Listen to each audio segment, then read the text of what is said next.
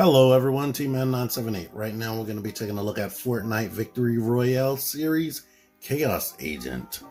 Here's what he looks like on the packaging right there. Same packaging, just like everybody else comes with, mostly cardboard. Man, this was the figure that I was least looking forward to, but he's kind of the best. Just because of the way he moves and whatnot. But he is covered in detail. I've had a lot of figures with a suited body, but this one seems to have like probably the most articulation as far as a retail suited body. And then they put like a lot of details on it. It at first glance, he just looks like a mostly black figure, but they gave him plastic pieces right here to mimic plastic purple socks. There's the red on the back of the shoe. I like that. That's sporty looking. Here's the red cuff with the purple right there in his glove. This back bling, which is some sort of oxygen tank. I would say oxygen, but it looks like the symbiote is trying to, or the venom symbiote is trying to escape from there. And it kind of oozes off of his body and definitely his pickaxe. It's never solid in the game. It just looks like goo trying to escape. And you can see the dials and whatnot are painted. Looks like that. Then he has detail right here on his back. That's a gunmetal right there. And right here, he has some sort of either Japanese writing or glyphs in the back of his head. Yeah. Nicely detailed what they need detail. Let me get that guy out of the way because the camera keeps wanting to focus. Then his SMG. Mostly black, but it has the green on there and the red. And on this side, there is a kill count etched in those little dots. So, now that you've seen everything though, let's get into the articulation. I'm going to take this. Oh yeah, and you do see that's like a gunmetal right there on the handle. Let's get these out of the hands though. The head, these are fully attached to his back. Only way you're going to get that off is if you pop the arms off and take the head off and take the jacket off. And it's fully attached to his face. So he has the double ball at the top of the neck. He can like look up, but it kind of wants to keep coming down. And he has the ball at the base of the neck. So you get more forward and more back. Import style. The hinge is visible right there, so it goes up more than 90 degrees. It rotates. And he has a butterfly back, butterfly forward, and it's kind of stiff. Swivel, pinless, double elbows that bend all the way up. The wrists do this and swivel. The way they're shaped, they work good.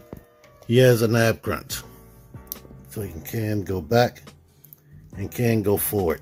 Do this at your own risk because it is peeling that jacket away. If you tear that, you should be able to just glue it back. It is a really soft piece. He has a waist that is very stiff. And that kind of hinders his, because it's on a ball. Let's see if I can lift this up. And I'm risking ripping it again. Look at me. It's kind of difficult to get him to use that ball in his base of his abs. But the legs go up high, they go back, they go all the way out to the side, swivel. Double pinless knees. He actually has ankle swivel, thank goodness. I thought Lynx was going to have that, but she didn't, and ankle pivot. But put all that together, and this dude is like really posable. And I like it. Give him his guns.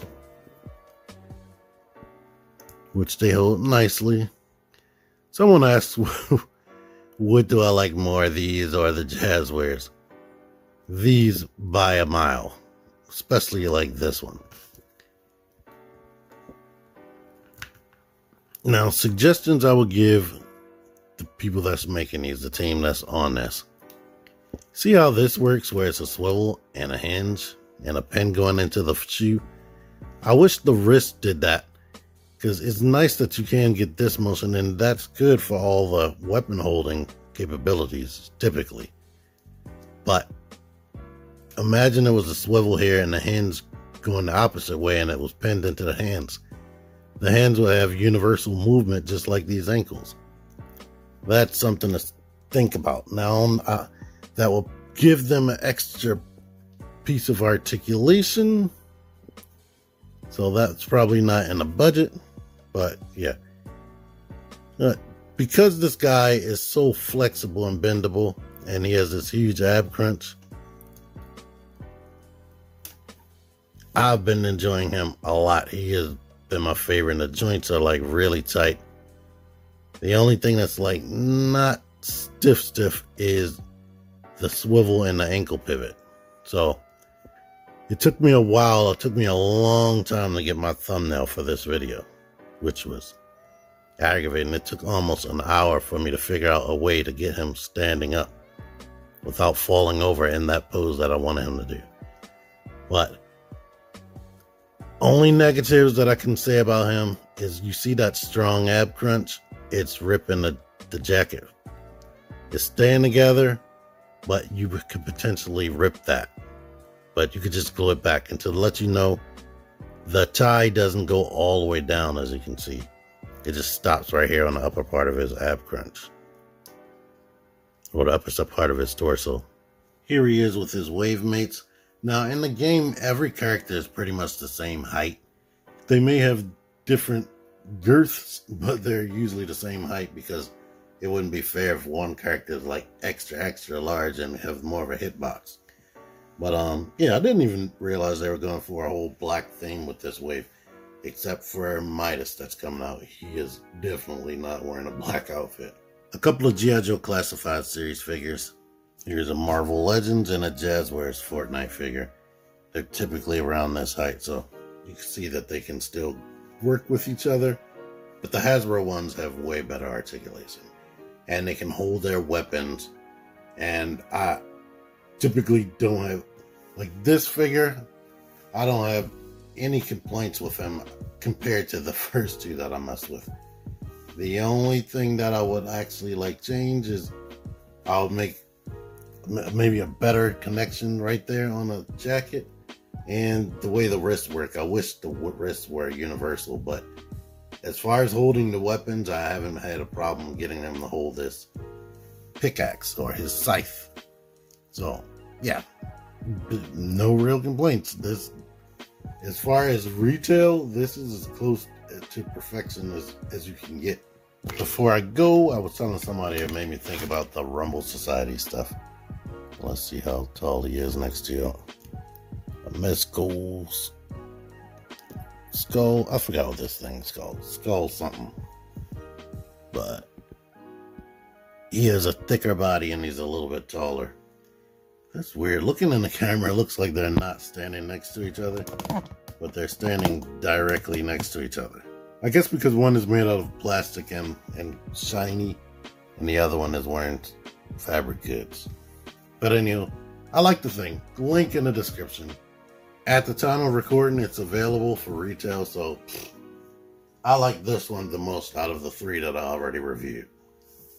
We're going to have to see Midas on Friday. I'm getting him like Thursday, so I know the review isn't going to be up till Friday or Saturday. So look out for that.